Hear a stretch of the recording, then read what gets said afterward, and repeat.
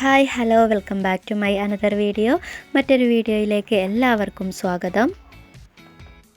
തുടക്കത്തിലുള്ള ക്ലാസ്സുകളിലൊക്കെ പഠിച്ച കാര്യങ്ങൾ ജസ്റ്റ് ഒന്ന് റിവൈസ് ചെയ്ത് നോക്കാം കേട്ടോ. ഇന്നത്തെ ക്ലാസ്സിൽ നമുക്ക് പോകും, പോകണം, നിർബന്ധമായും പോകണം, അതുപോലെ എനിക്ക് കഴിയും എന്നിങ്ങനെയൊക്കെയുള്ള കാര്യങ്ങൾ ഇംഗ്ലീഷിൽ സംസാരിക്കാൻ വേണ്ടിയിട്ട് ഉപയോഗിക്കുന്ന വാക്കുകളൊക്കെ നമ്മൾ മുമ്പത്തെ ക്ലാസ്സിൽ പഠിച്ചതാണ്. അപ്പോൾ ഇത്തരത്തിലുള്ള ചെറിയ ചെറിയ സെൻറ്റൻസുകൾ പറഞ്ഞു പഠിക്കുന്നതായിരിക്കും തുടക്കക്കാർക്ക് ഏറ്റവും കൂടുതൽ നല്ലത്. ആദ്യമായിട്ട് ഇംഗ്ലീഷ് സംസാരിക്കാൻ തുടങ്ങുന്നവരാണെങ്കിൽ വലിയ വലിയ സെൻറ്റൻസുകളൊക്കെ പറഞ്ഞ് പ്രാക്ടീസ് ചെയ്യുക എന്നുള്ളത് കുറച്ച് ബുദ്ധിമുട്ടുള്ള കാര്യമായിരിക്കും.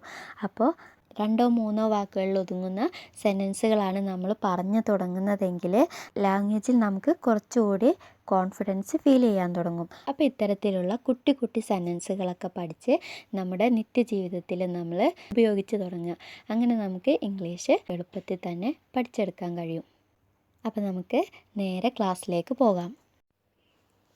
ഫസ്റ്റ് ഐ ക്യാൻ എന്നാൽ എനിക്ക് കഴിയും എന്ന് പറയാൻ വേണ്ടിയാണ് നമ്മൾ ഇംഗ്ലീഷിൽ ഐ ക്യാൻ യൂസ് ചെയ്യുന്നത്. അപ്പം നമ്മളോട് ഒരാൾ ചോദിക്കുകയാണ്, നിനക്ക് പാടാൻ കഴിയോ, നിനക്ക് പാട്ട് പാടാൻ കഴിയോ? അപ്പം നമ്മൾ എന്തു പറയും? യെസ്, എനിക്ക് കഴിയും.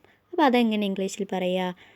ഐ ക്യാൻ, എനിക്ക് കഴിയും എന്ന് വേണമെങ്കിൽ നമുക്ക് അങ്ങനെ പറയാം. അതല്ലെങ്കിൽ ഐ ക്യാൻ സിങ്, എനിക്ക് പാടാൻ കഴിയും. ഐ ക്യാൻ സിങ്, എനിക്ക് പാടാൻ കഴിയും. ഇനി നിനക്കൊന്ന് അവിടെ വരെ പോകാൻ കഴിയോ എന്ന് നമ്മളോട് ഒരാൾ ചോദിക്കുകയാണ്. അപ്പം നമ്മൾ പറയും യെസ് ഐ ക്യാൻ ഗോ, എനിക്ക് പോകാൻ കഴിയും. യെസ് ഐ ക്യാൻ ഗോ, എനിക്ക് പോകാൻ കഴിയും. ഇനി നിനക്ക് പാചകം ചെയ്യാൻ കഴിയോ? യെസ്, എനിക്ക് കഴിയും എന്നെങ്ങനെ പറയണം? ഐ ക്യാൻ കുക്ക്, എനിക്ക് പാചകം ചെയ്യാൻ കഴിയും. ഓക്കെ, ഐ ക്യാൻ സിങ്, എനിക്ക് പാടാൻ കഴിയും. ഐ ക്യാൻ ഗോ, എനിക്ക് പോകാൻ കഴിയും. ഐ ക്യാൻ കുക്ക്, എനിക്ക് പാചകം ചെയ്യാൻ കഴിയും. അപ്പോൾ ഇങ്ങനെയുള്ള കാര്യങ്ങളൊക്കെ നമുക്ക് ക്യാൻ വെച്ചിട്ട് പറയാവുന്നതാണ്. ഓക്കെ, ഇനി നമുക്ക് എനിക്ക് പാടാൻ കഴിയില്ല, എനിക്ക് പോകാൻ കഴിയില്ല, എനിക്ക് കുക്ക് ചെയ്യാൻ കഴിയില്ല എന്നൊക്കെ പറയണം. അപ്പോൾ അതിനു വേണ്ടി എന്ത് ചെയ്യും? ക്യാനിൻ്റെ സ്ഥാനത്ത് കാണ്ട് ചേർത്ത് കൊടുക്കുക, അല്ലെങ്കിൽ കനോട്ട് ചേർത്ത് കൊടുക്കുക. ഐ കനോട്ട് ഗോ, എനിക്ക് പോകാൻ കഴിയില്ല, അല്ലെങ്കിൽ ഐ കാൺറ്റ് ഗോ, എനിക്ക് പോകാൻ കഴിയില്ല. ഇനി എനിക്ക് പാടാൻ കഴിയില്ല എന്നെങ്ങനെ പറയും? ഐ കാൺറ്റ് സിങ്, എനിക്ക് പാടാൻ കഴിയില്ല. എനിക്ക് പാചകം ചെയ്യാൻ കഴിയില്ല, ഐ കാൺറ്റ് കുക്ക്, എനിക്ക് പാചകം ചെയ്യാൻ കഴിയില്ല. ഓക്കെ, അപ്പം എനിക്ക് കഴിയും എന്നുള്ളതിന് നമ്മൾ ഐ ക്യാൻ എന്നാണ് യൂസ് ചെയ്യേണ്ടത്. എല്ലാവർക്കും ക്ലിയർ ആയില്ലേ? ക്യാനൊക്കെ വെച്ചിട്ടുള്ള ഡീറ്റെയിൽഡ് വീഡിയോ നമ്മൾ മുമ്പ് ചെയ്തതാണ്. അപ്പോൾ അത് കാണാത്തവരൊക്കെ ഒന്ന് കണ്ടു നോക്കുക. ഇനി നമുക്ക് അടുത്തത് നോക്കാം. ഷുഡ്, മലയാളത്തിലുള്ള നം എന്ന ഒരു മീനിങ് വരാൻ വേണ്ടിയാണ് ഇംഗ്ലീഷിൽ നമ്മൾ ഷുഡ് യൂസ് ചെയ്യുന്നത്.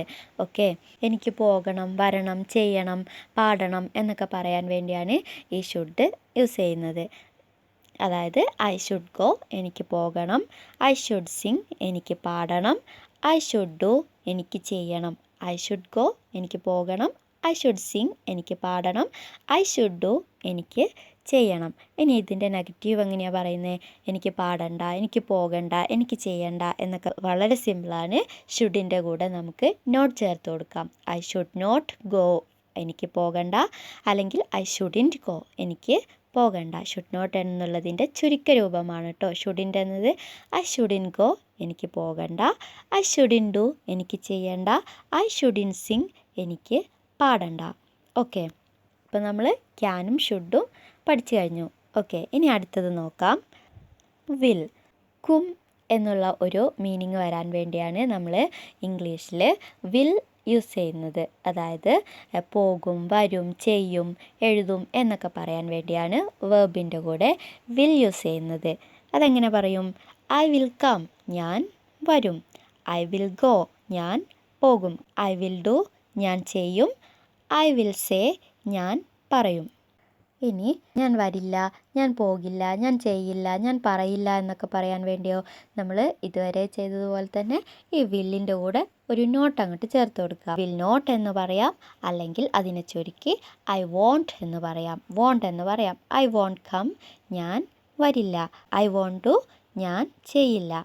ഐ വോണ്ട് സേ, ഞാൻ പറയില്ല. ഐ വോണ്ട് ഗോ, ഞാൻ പോകില്ല. ഞാൻ വരുമെന്നാണെങ്കിൽ ഐ വിൽ കം, ഞാൻ വരില്ല എന്നാണെങ്കിൽ ഐ വോണ്ട് കം. ചെയ്യുമെന്നാണെങ്കിൽ ഐ വിൽ ഡു, ഞാൻ ചെയ്യില്ല എന്നാണെങ്കിൽ I won't do.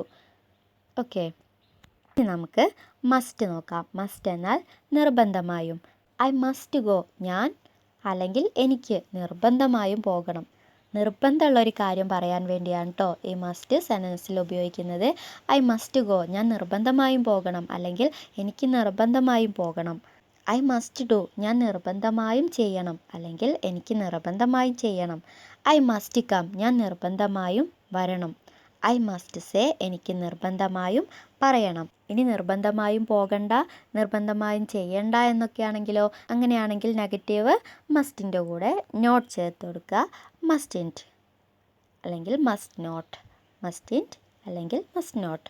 Okay, I mustn't go, ഞാൻ നിർബന്ധമായും പോകാൻ പാടില്ല. ഐ മസ്റ്റിൻറ്റ് ഡു, ഞാൻ നിർബന്ധമായും ചെയ്യാൻ പാടില്ല. ഐ മസ്റ്റിൻറ്റ് കം, ഞാൻ നിർബന്ധമായും വരാൻ പാടില്ല.